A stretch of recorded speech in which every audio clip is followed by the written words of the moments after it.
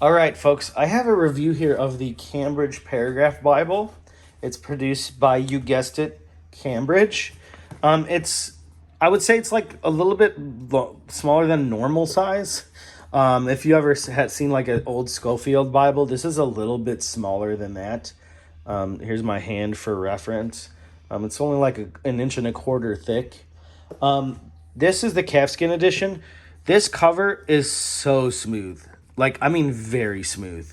This is my preferred leather because it is, you just have to see it. It's so smooth and soft, okay?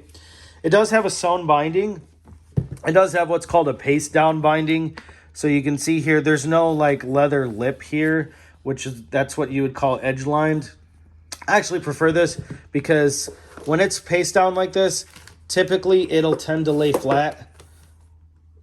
Yeah, see? I mean, there you go. I didn't even have to fight with it. And I haven't used this a whole lot. When you have edge line, you'll have a hinge that'll stick up here a little bit sometimes. And I've seen some Bibles where it just never lays flat. Okay? So, this is the Cambridge Paragraph Bible. It does have some interesting things. Like, there's an introduction by David Norton, which he was the editor. There's the translators to the readers and things like that. So, very interesting to read. Highly recommend it. Okay, so this is a paragraph Bible. Okay, so as you can see, let me move this over so I can zoom in. It's in paragraphs. Okay, so there's paragraphs. I think reading the Bible in paragraphs is the way to go, because one of the unfortunate things is when we read the Bible in verse by verse formats, we tend to think of the verses as standalone things, and they're not. Every verse has a context that it's in. Sometimes there's a whole sentence that's broken up into verses. Like I think in Ephesians chapter 1, there's like a notoriously long sentence in Greek, and in the English translation, it's broken up by multiple verses and things like this. But when you read the Bible in paragraph, it helps you remember like there's a context. Like you can't just take a word or a phrase out of its context and make it say whatever you want. And reading the Bible in paragraphs helps you to remember that. You might not even be consciously aware of it, but it does. Okay, so this is a paragraph Bible. I'm sold on paragraph editions. I prefer to read the Bible in a paragraph edition, whether it's a single column paragraph or a double column. This is obviously a single column. This is a very, very uncommon setting for the King James Version. And off the top of my head, I think there's only one other paragraph, maybe two. Not that many, okay? Now, the inner margins, okay, there's references in the inner margin. Okay, wait. There are no references. These are the translator's footnotes, okay? So in the center, the King James translators, they would often give like more literal or alternate renderings of Hebrew and Greek words. They might give more explanatory explanations, things like that. And so the majority of these are from the original King James translators.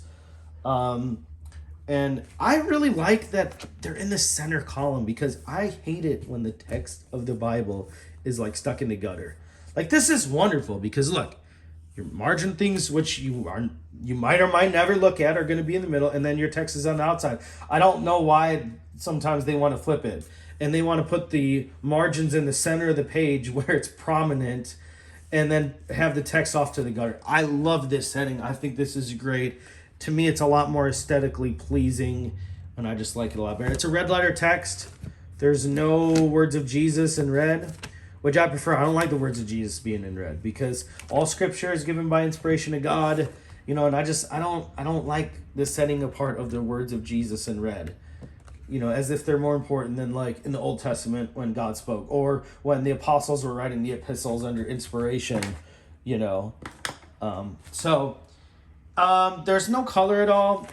There's no like colored verse markers, chapter headings. In fact, there are no chapter headings at all, which I kind of wish maybe there were some, but I could see why they would not put them in here. Okay, one thing about this paper, they would probably say it's good quality paper. It's just thin. I don't know what the GSM is, to be honest. For me, personally, paper makes or breaks a Bible. You could have a well-designed Bible, it can be beautifully designed typographically, and then you could put it on bad paper and it just looks terrible. Paper is so important. I don't think people realize how important paper is. So this paper is not as opaque. Now, I have friends who, the stuff that I'm telling you right now, they don't even notice. They don't even care. But for those of you who care, you know, I'm here to tell you. Okay, so like on a lot of pages, it's not too bad. Because on a lot of the pages, the text on the one side happens to match the location on the other side. They call that line matching. I don't think that was done purposefully in this Bible, because let's go to let me show you Romans chapter 1 real quick, just to show you what it looks like when there's no line matching, which I know they didn't, which that tells you they didn't do that on purpose, okay? All right, so see how the text on the other side is in between the lines? You know, I will say it looks worse on the camera. This kind of stuff always looks worse on the camera. For some reason, it just picks that up more. It doesn't look as bad in person. But for me, it's annoying.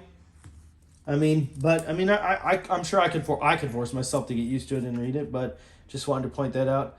So overall, I think this is a wonderful edition. I like that it has the King James translators translation notes in the center column, because that was the insights that they came up with while they were directly translating the Hebrew and the Greek texts. So, and they were great scholars. So I think this is a great resource. And then I love the paragraph setting. I wish it had better paper. I wish all the pages were line matched.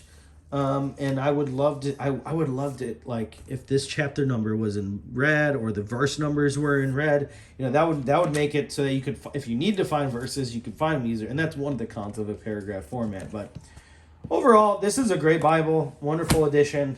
I'll put a link to it where you can get it in the description. And so let me know, what do you think about the Cambridge Paragraph Bible? What do you think about the paper? What do you think about the layout and the setting? You know, like, comment, subscribe. All right, thank you.